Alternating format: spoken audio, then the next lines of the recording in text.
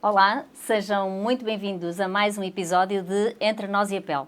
Hoje vamos abordar um tema requerido por muitas profissionais que nos têm perguntado o que é necessário para abrir um espaço, que tipo de licenças, quais são os regimes mais adequados à sua atividade, que tipo de apoios podem esperar.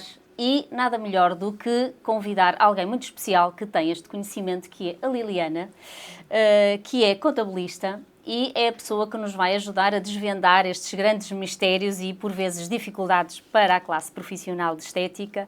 E hoje vamos tentar aqui desmistificar estas coisas mais legais que compreendemos que sejam uma dificuldade para o mercado profissional. Bem-vinda, Liliana. Olá, boa tarde. Obrigada por teres aceito o nosso Obrigada convite. Eu pelo convite. E então, hoje vamos ajudar aqui o nosso mercado profissional, que sei que é uma dificuldade que nos acontece diariamente. E então, vamos imaginar que uma profissional pretende abrir um espaço de estética. O que é necessário antes da porta abrir, não é? Porque há muito trabalho prévio antes de abrirmos a porta aos nossos clientes. Então, qual é o primeiro passo? Por onde é que elas devem começar? Para começar, têm que perceber o espaço, ou seja, têm que saber, ou procurar o espaço, porque é importante saber a localização, saber se o espaço tem licença para a atividade que vão desenvolver. A questão de acharem que já lá esteve alguém antes a fazer a mesma coisa, por isso deve ter, não, isso não funciona. Convém pedir, ou, se for o proprietário, já há de saber se realmente o espaço tem licença. Se não, tem que pedir à pessoa, ao dono do espaço, a licença da Câmara para o espaço. Ou seja, não é a licença da atividade em si, porque hoje em dia, tendo em conta a atividade estética, pode ser feito o licenciamento zero, que é uma comunicação online, mas o espaço em si tem que ter licença. Para poder desenvolver essa atividade. Por isso. Okay. E aí é a Câmara que passa a licença ao espaço, ou seja, se formos a ver na prática, é às paredes. Ou seja, o que é que aquelas paredes podem ter de atividade dentro?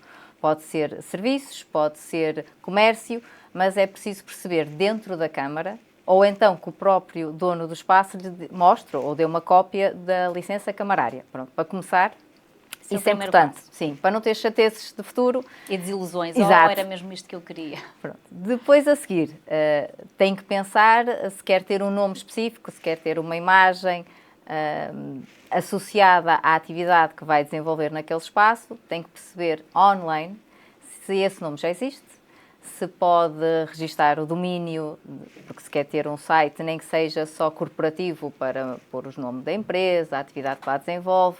Como se diz, quem não está nas redes não existe. Sim, hoje em dia é um bocado isso. É importante ver isso e, se realmente tiver disponibilidade, fazer o registro do domínio e fazer o registro do nome, se for o caso, no registro de marcas e patentes, que também é importante, não é uma coisa muito cara, mas é importante para poder utilizar essa imagem, mesmo sendo, e depois iremos falar mais à frente sobre isso, um empresário em nome individual.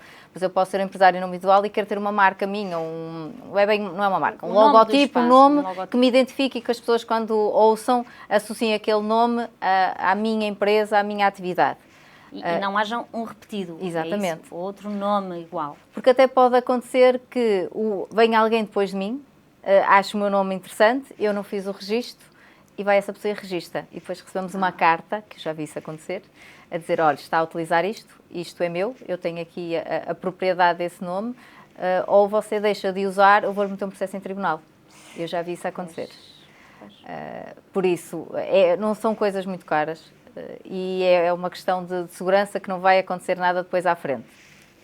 Passando essa fase de perceber o onde e como eu me vou identificar, entretanto, tem que se fazer o licenciamento zero, pelo menos, que é fazer uma comunicação, que ele tem um site próprio, eu aconselho, até um solicitador faz isso, um arquiteto, pode fazer essa comunicação, que é dizer que aquele espaço agora vai estar associado a mim a desenvolver esta atividade. Pronto. Por isso é que é licenciamento zero, porque é uma comunicação, ou seja, eu não preciso que ninguém vá fazer uma análise específica para ver se eu posso.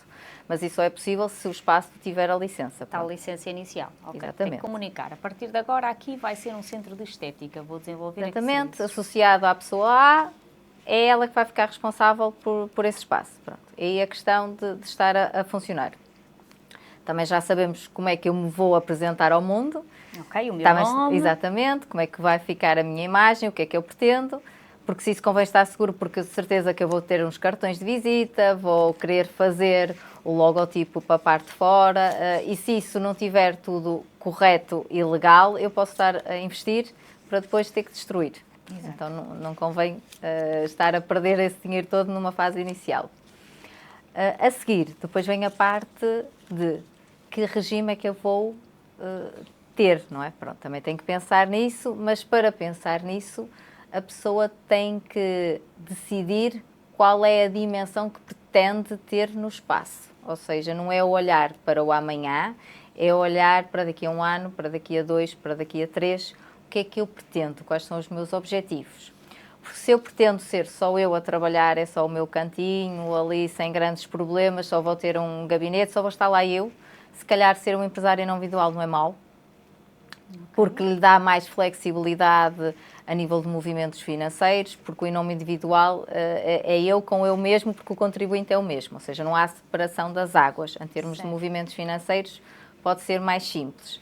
Se eu pretender realmente ter funcionários, querer ampliar, mesmo que tenha até prestadores de serviços a ir lá trabalhar, ou seja, eu quero crescer ou pretendo ir crescendo, então se calhar é melhor começar a pensar em ter uma sociedade.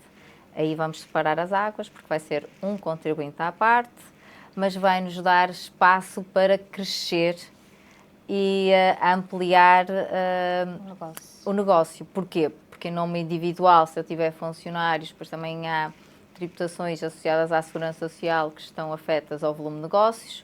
Na sociedade isso não existe, então se eu pretendo crescer, a sociedade permite-me ter uma estabilidade a nível de impostos. Pronto.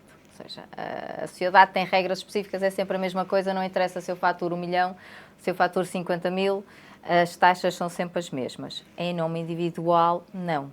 Em nome individual, à medida que a coisa aumenta, a nível de faturação, tanto pago mais segurança social como vou pagar mais IRS, porque em nome individual funciona por escalões, por isso é preciso perceber o que é que eu pretendo para o futuro. Liliane, por isso é que eu digo que não tem que ser amanhã, é pensar no longo prazo. Mas, porque eu noto muito que a maioria das nossas profissionais trabalham com o próprio contribuinte e depois andam aqui sempre, se calhar já não posso. Tenho aqui duas situações. Tenho pessoas que passam do contribuinte pessoal depois para a empresa, mas também tenho o inverso. Isto foi mal pensado no início? São estratégias? O que é que pode levar a isso? Elas têm que pensar logo a longo prazo? Se não pensarem, a consequência é muito complicada? Quer passar de nome individual para a sociedade para nome individual, o maior estrago é o tempo de burocracias que se vai passar a mudar as coisas. Quer a mudar programas de faturação, mudar com fornecedores, mudar com o próprio senhorio, a alteração do contrato de arrendamento. Essa parte burocrática é a parte mais aborrecida de fazer essas alterações, porque o resto é possível de ser feito. A questão de pensarmos a longo prazo é mais para não termos que andar a fazer essas alterações que nos vão fazer perder tempo. E tempo é dinheiro, não é? É mais dentro dessa estratégia. Agora, se realmente a pessoa, neste momento, e não se está a ver a crescer, não quer dizer que depois não seja forçada, entre aspas, pelo próprio negócio a crescer, e aí já são coisas diferentes. Sim. Mas se a pessoa realmente não é esse o objetivo, é ter aquele registro dela mais intimista, trabalhar ela própria com as suas clientes, não quer dizer que não venha lá um prestador de serviço ou outro para fazer, por exemplo, um laser ou uma nutricionista, qualquer coisa dentro desse género. Se calhar então pode ser em nome individual, até porque, por exemplo, no primeiro ano são isentas de segurança social e podem aproveitar esse benefício. E aí não vai ter aquele, se em nome individual só está uma a trabalhar, ou seja, o volume de faturação, pela lógica, não irá disparar muito e não terá grande impacto a nível de impostos. Então pode aproveitar o nome individual, porque mesmo a nível de pagamento à contabilista é mais barato. Pois, também poupa nessa parte. Liliane, era essa a questão que me estava aqui mesmo pendente, que é, para algumas profissionais, elas acham, ter contabilidade organizada, isso é um problema, que é o que chama então ser empresa. Porque em nome individual também pode-se ter contabilidade organizada. Pronto, porque muitas é aqui esta dificuldade, e o que é isso, qual é a diferença? Para ser empresa, tem obrigatoriamente que ter um contabilista. Sim. Em nome individual pode não ter, pode ter ou não. Eu não aconselho. Ninguém a não ter contabilista. Exato. Ok. A não ser que seja um freelancer qualquer, imaginemos, tem o trabalho dele das 9 às 18, faz uns trabalhinhos extras ou à noite ou ao fim de semana e passa uns recibos verdes assim esporádicos. Pronto, aí começo-me dizer, ok, está tudo bem, pronto. Depois só precisa de um contabilista para ajudá-lo a fazer o IRS. Sim. Agora, para quem desenvolve uma atividade diariamente em nome individual, não ter um contabilista pode causar algumas surpresas desagradáveis. Porque não vai estar atento a determinadas alterações legais que acontecem. Ainda aconteceu uma grande agora em julho, mas depois falamos. E o comum mortal não está atento. Não está atento, exatamente. Até para nós contabilistas, esta que aconteceu foi muito complicada de perceber todas as coisinhas à volta desta alteração legislativa. Para as pessoas que não estão ligadas à área, não vão perceber. Se nós tivermos dificuldades em entender, imagino quem não está habituado a lidar com este tipo de alterações legislativas no dia a dia. Por isso é que ter um contabilista é sempre importante. Independentemente de ser empresa em nome individual, aconselhas sempre qualquer profissional a ter uma contabilista. Tenho empresários em nome individual que não têm contabilidade organizada e têm lá na mesma o acompanhamento. Porque têm declarações de IVA na mesma, no caso porque faturam mais que os 15 mil euros anuais, por isso são obrigados a ter declarações de IVA. E isso já E 15 mil euros não é assim tanto, não é? Hoje em dia 15 mil euros estamos a falar que são 1000 e qualquer coisa euros por mês. E acho que qualquer pessoa na sua atividade fatura mais ou menos isso, não é? Que seja para pagar uma renda, para pagar um salário, luz, água, telefone, precisa de um bocadinho mais que isso. Não é? Pronto. E por isso automaticamente tem declaração de IVA. E declaração de IVA vai precisar do contabilista. Por isso o contabilista vai estar sempre associado, ou deveria. Claro que, estando no regime simplificado, não tendo contabilidade organizada, o custo do contabilista é diferente, porque as obrigações associadas à contabilidade são outras. Por isso, com uma contabilidade organizada, o valor é mais alto, efetivamente. Quando estamos a falar do em nome individual, são menos obrigações, por isso é normal que o valor associado também é inferior. Também seja diferente. Mas as pessoas não podem pensar que o contabilista é um custo, mas não, é um investimento. É verdade, não é?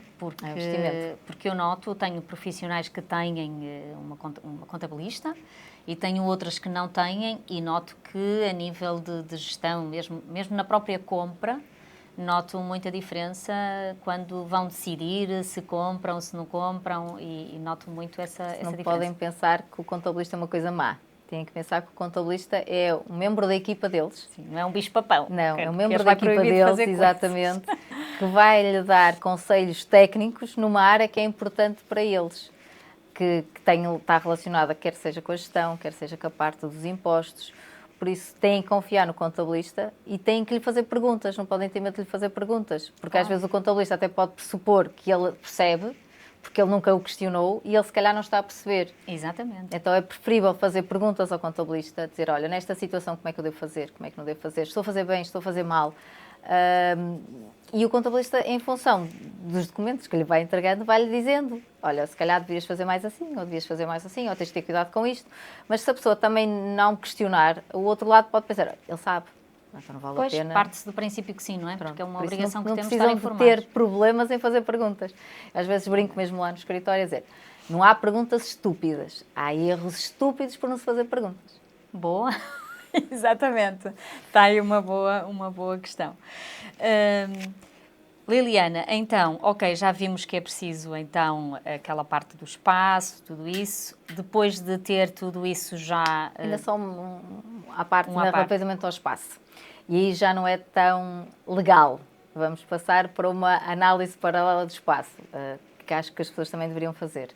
Porque o espaço também tem energia.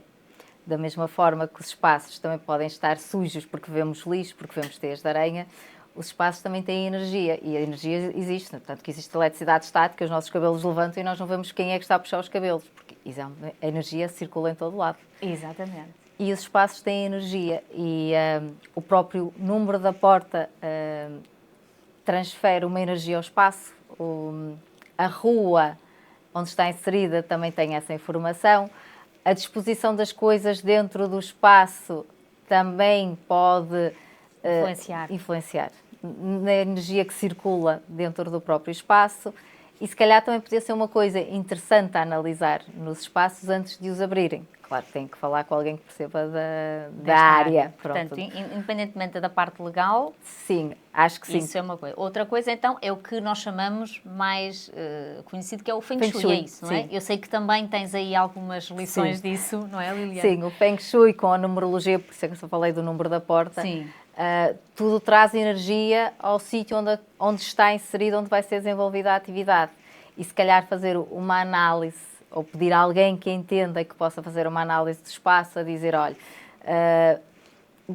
porque o próprio espaço pode, mesmo a nível numerológico, junto com o Feng Shui, pode estar dividido em vários setores. E cada setor tem uma energia própria. E dependendo daquilo que eu quero fazer naquele setor, se calhar não deveria ter ali, por exemplo, a marquesa, deveria ter ali a sala de estar, deveria ter a marquesa neste lado, e tudo vai fluir melhor. Por isso é que às vezes há sítios que nós entramos e dizemos, aqui é confortável, sinto-me bem, não sei porquê, mas parece que estou em casa.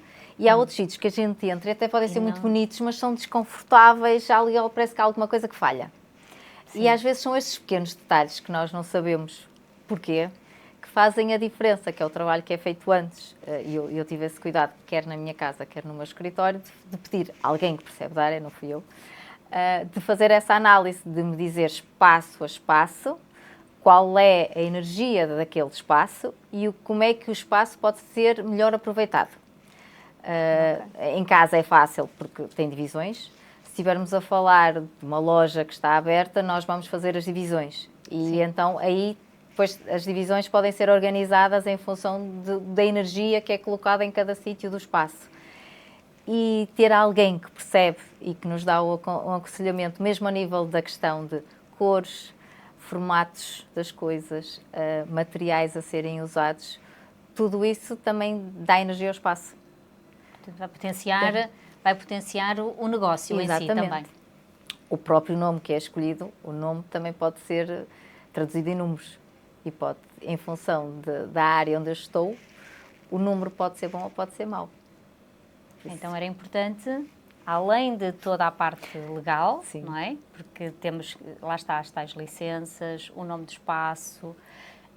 Não basta só vermos se o nome está registado, mas também que energia esse nome vai aportar ao espaço, que pode beneficiar ou prejudicar o negócio. Em função, porque não é o número em si, é o número associado à atividade. Por exemplo, a energia do número relativamente a uma atividade de contabilidade tem que ser um número mais robusto, por exemplo, um 4, um 8, um 11, pronto. Depois as pessoas podem ir pesquisar qual é a energia que vem de cada um destes números, mas se calhar para a área da estética, se calhar um 3 é interessante, um 6, porque são números mais ligados à beleza, mais ligados a coisas que exigem movimento, pronto. E o 6 que é ligado às pessoas em si, por isso às vezes é preciso perceber um bocadinho que não é um número que é transversal para tudo. Para todos os temos negócios, que fazer a ligação à atividade que vai ser lá desenvolvida. E a mesma coisa com o espaço, que também tem informação numérica, quer o número da porta, quer a rua, também dá para traduzir em números e depois nós também percebemos o que é que vai lá acontecer. Então eu acho que são vários fatores que têm que ser analisados antes para que depois no fim tudo funcione bem. Okay. Não podemos um isolado só pegar assim, não. Eu acho que o correto é juntar, trabalhar em equipa. Vamos juntar aqui uma equipa para um bem comum, que é o sucesso. Exatamente. Portanto, todos os números aqui... Não vou fazer contabilista, é? Gosto de números, pronto, mas sim, os números são importantes. O contabilista é muito importante para os números fiscais, contabilísticos, mas há outros números que também são importantes. Há outros números que também podem interferir no bom funcionamento. Se formos traduzir isso, e numa análise muito paralela, o futebol, há números nas camisolas, e se repararem, nem todos os números são usados. Nunca reparei nisso. Não, sei que o Ronaldo usou 7, mas... E o 7 o 7 é um número muito importante. O 7, as 7 maravilhas do mundo, os 7 mandamentos. O 7 é um número mágico que está ligado à inteligência, a algo diferente acima do normal. Pois. Algo assim especial, pronto. Por isso é que eu digo que mesmo os próprios futebolistas, nem todos os números são usados, porque os números também têm potencial nas camisolas. Pois. Então os números estão presentes em tudo na nossa vida. Nós é que às vezes não percebemos. Não percebemos isso. Então, Liliana, que dicas, ou há alguma pessoa que conheças, ou tu normalmente até fazes isso também aos teus clientes? Não fazes isso? Não. Fazes para ti? Sim, pronto. A nível, e mesmo a parte dos espaços em si... A harmonização. Isso aí já não sou eu. Tenho uma amiga minha que se chama Marta Pica Rodrigues, por isso pesquisarem na internet. Sim, depois podemos deixar aqui nos comentários. Ela faz isso e faz a análise dos espaços, faz a análise dos números de porta e foi ela que me fez essa análise. Sim, a dizer, eu expliquei-lhe mais ou menos como é que queria dispor as coisas. Ela disse, olha, aqui tens de ter este cuidado, aqui tens de ter este, não deves pôr nesta posição, deves pôr nesta, deves ter este tipo de coisa neste sítio. E o que é certo, a coincidência ou não, é que funciona. E, efetivamente, há isso, harmonia, conforto e as pessoas sentirem-se bem. Sim. E isso também é importante. Claro, não interessa a atividade. Não interessa, pronto, vai lá. E tiveste esse cuidado e lidas com a parte contabilística, que também é dolorosa, não é? Porque ali normalmente é sempre a parte dolorosa do negócio. Por isso que tem que haver ali uma almofada para ajudar a equilibrar a exigência do trabalho com um conforto do sítio onde nós estamos muitas horas. É isso. Mas acho que um espaço de estética mais ainda, não é? Exato. Porque também lá está, nós saímos do contabilista, que ele deu-nos uma má notícia, e vamos à profissional de estética relaxar. Então, mais ainda aí, o espaço precisa de ser harmonioso. E lá está, enquanto está em bruto, acho que é mais fácil, não é? Fazer Por isso é que isso é um trabalho que tem que ser feito antes. Porque assim, quando eu começar as obras, já sei como é que tem que fazer. E fiz isso com eu tive também a ajuda de um decorador e eu disse, estás a ver? Está aqui o relatório. Isto tem que ser feito em função deste relatório. Tu não te estiques, porque tem que cumprir com estas lógicas. Eu lá, pronto, está bem. E então fui fazendo as coisas em função daquilo, da base de divisão, quer dos espaços, quer dos materiais e das cores que lá têm que estar. Pronto, porque os sítios também podem ter exigência de cores que potencializam ou não aquilo que eu lá quero fazer. Ok. Muito bem. Também há coloroterapia, por isso é que efetivamente as cores também nos transmitem quer emoções, quer sensações. Por isso tudo junto funciona melhor. Tudo junto, exatamente. Então, depois de vermos isso, que eu acho também que é muitíssimo importante, e antes de abrir, acho que é o momento ideal de pensarmos nessa situação, a nível daqui de financiamentos, apoios públicos, é o momento, antes de abrirmos, de fazermos aqui algum pedido, porque se calhar há coisas que precisamos de ter previamente para pedirmos alguns apoios, e se calhar antes de abrir é melhor termos isto em conta, não, Liliana? Dependendo da situação. Neste momento, o único apoio que acontece o ano inteiro é para pessoas desempregadas.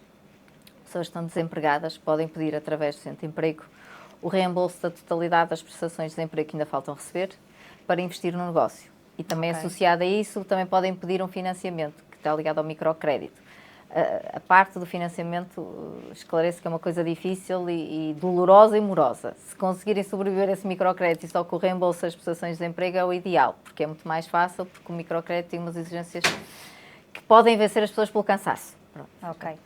E como é moroso, entretanto, perdeu-se o ânimo, não é? É isso, pronto. A questão do reembolso das prestações de desemprego na totalidade, isso é uma coisa mais rápida. Claro que tem que ter uma pessoa que vai fazer essa candidatura, por assim dizer, que vai fazer a análise de viabilidade do negócio, pronto, tem que arranjar um profissional da área. A importância dos contabilistas, não é? Aí nem precisa ser só contabilistas, há técnicos que são especialistas, consultores que só fazem esse tipo de coisas, que são os apoios a fundo perdido e às vezes até há associações, as próprias associações do Conselho ou do Distrito, há associações que fazem esse tipo de trabalho, por exemplo, em Penafiel a associação faz esse trabalho das candidaturas para as pessoas que querem pedir o reembolso das prestações de desemprego. E o Centro de Emprego acho que lhes paga por essa situação, mas pronto, por isso também é uma questão de perguntar ao Centro de Emprego, porque eles próprios também devem lhe dar contactos na área, quem é que faz esse tipo de trabalho também para apoiar a pessoa. E podem pedir o reembolso das prestações de desemprego na totalidade e pegar nesse tempo para fazer o investimento. E também pode ser uma ajuda que não seja para a totalidade, mas se forem ali buscar alguma coisa já não é mau. Sempre ajuda, não é? Porque inicialmente há... Sem ser isso, há situações, mas essas não são sempre, de apoios específicos que vêm do Estado para ou criação do próprio emprego ou para se desenvolver ou evoluir na atividade. Mas esses são mais complicados porque nunca se sabe exatamente em que altura do ano é que vão sair. E às vezes, por exemplo, estava para sair uns apoios no fim de agosto, já passou o fim de agosto, já passou o fim de setembro, já estamos em outubro e não sei nada. E ainda não saiu nada. Mas às vezes é um bocadinho essa a ingratidão da coisa, que é não saber quando. E às vezes as pessoas que querem decidir a vida, o não saber quando é muito complicado. Claro. Por isso é que o mais imediato será sempre o do centro de emprego. único Depois, apoio o que é que existe? Se quisermos contratar, há apoios à contratação. Isso sim. Isso também há praticamente o ano todo. Eles têm 2 blocos de tempo em que se pode fazer as candidaturas, embora pode-se contratar o ano inteiro, as candidaturas é que têm um bloco específico de tempo para fazer através do centro de emprego. E aí há apoios à contratação. E a empresa a iniciar pode logo recorrer a esse tipo de apoios, porque às vezes precisa de ter, se calhar, um tempo. Não é necessário. Dos do centro de emprego, não. Pode abrir hoje e fazer a candidatura amanhã. Não há problema nenhum.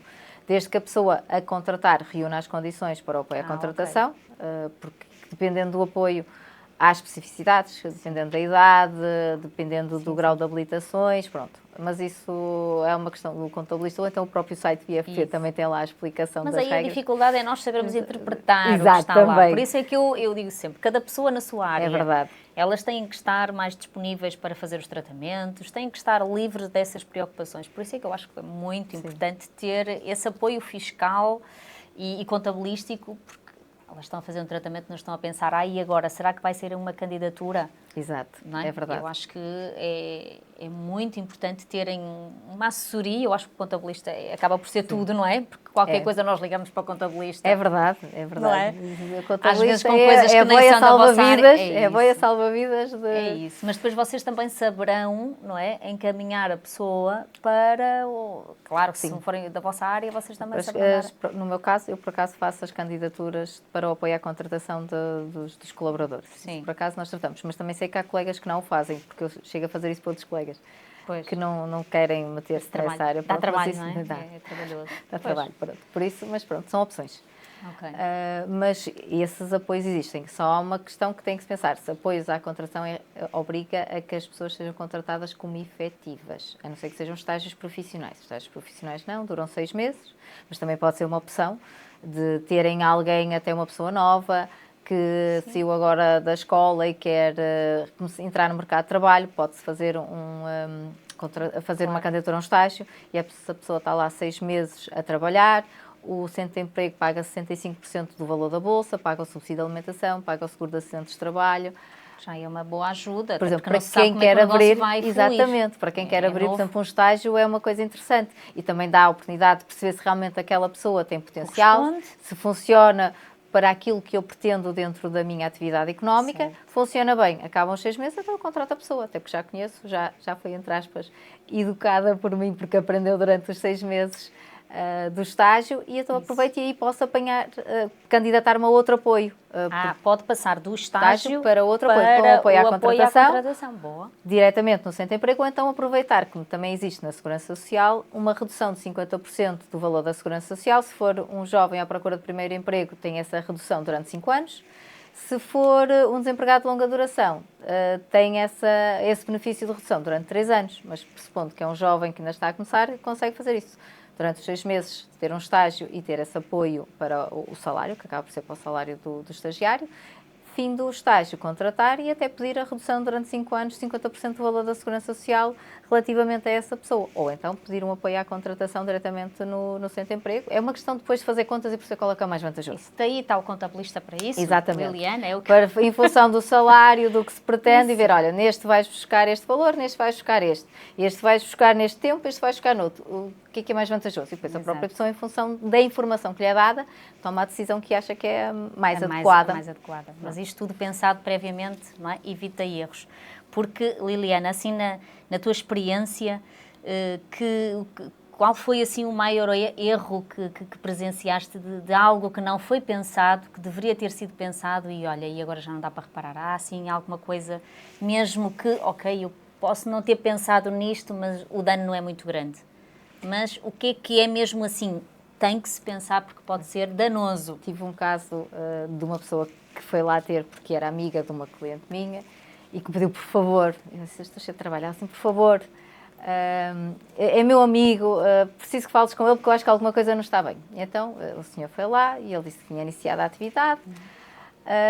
E eu disse, e a sua atividade está com um nome individual, está com IVA, sem IVA, como é que está aí lá? Eu não sei, você não sabe da sua atividade.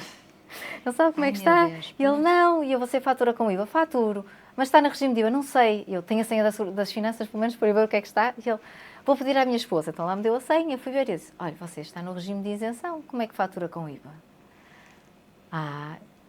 Mas eu estou a fazer como a minha mãe fazia. E eu, mas era suposto ser regime de IVA ou regime de isenção?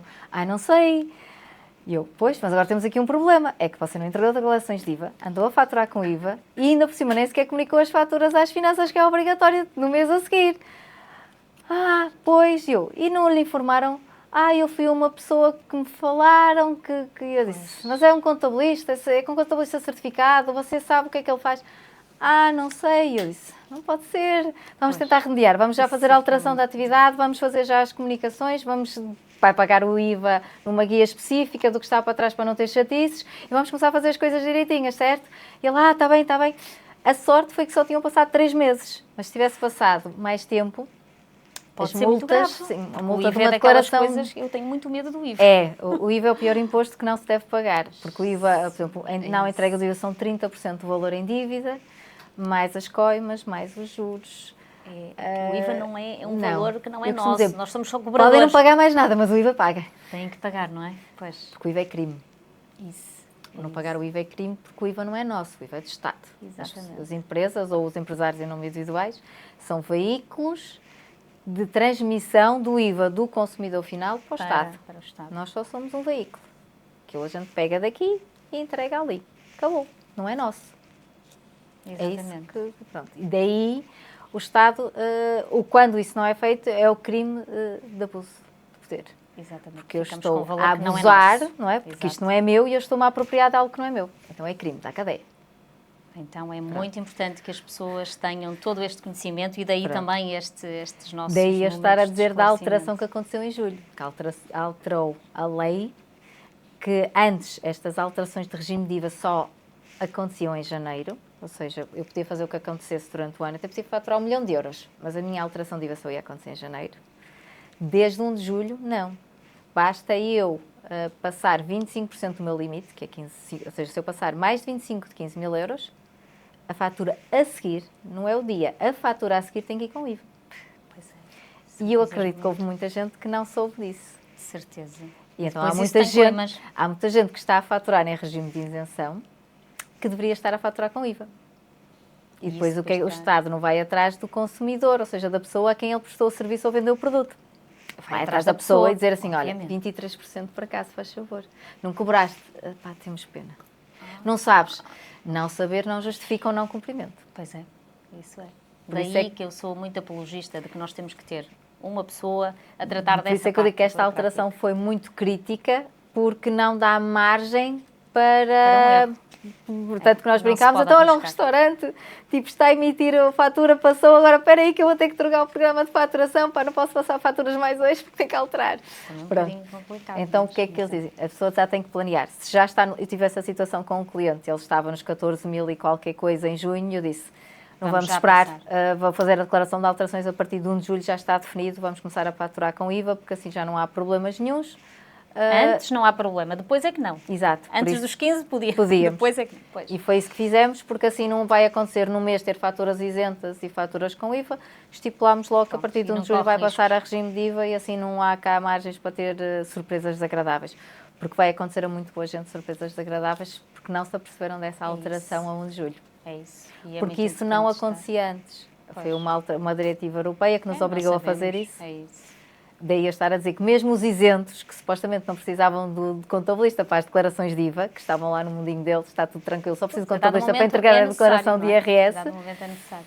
E se calhar passou-lhes um bocadinho ao lado esta situação de que estou ilegal neste momento e não sei. Portanto, é sempre aconselhável ter alguém dos números por perto. Sim, convém. Espero que este episódio tenha servido para o esclarecer. É muito importante termos profissionais a trabalhar em parceria connosco, de forma a não corrermos qualquer risco e qualquer perigo. Liliana, muito obrigada por ter estado connosco. Nós continuamos e, como pode ver, há muitos números a circular entre nós e a PEL. Então, encontramo-nos no próximo episódio.